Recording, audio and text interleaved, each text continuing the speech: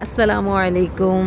आप जो ये मेरे सामने मस्जिद देख रहे हैं, ये मस्जिद क़िबलतैन है और ये मस्जिद जो है मुसलमानों के दो क़िबलों की मस्जिद है। एक तरफ मुसलमान जो थे वो मस्जिद अक़सा की तरफ मुँह करके नमाज़ अदा करते थे और रसूलुल्लाह सल्लल्लाहु अलैहि वसल्लम जब यहाँ आए और दौरान नमाज दो क़िबलों को तब्दील किया गया और आप सल्लल्लाहु अलैहि वसल्लम ने नमाज के दौरान अपना रुख बैतुल्लाह की तरफ फरमाया और तब से आज तक मुसलमान जो हैं खाना काबा की तरफ रुख करके नमाज़ अदा करते हैं।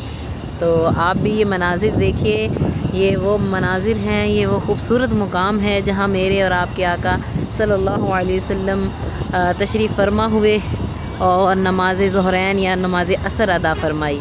अल्लाह पाक हम सब मुसलमानों को इस जगह पर आने की, इसकी ज़ियारत करने की तौफ़ीक़ अता फ़रमाए। आमीन। अल्लाह हमारा आना यहाँ पे नवाफ़िल अदा करना कबूल फ़रमाए।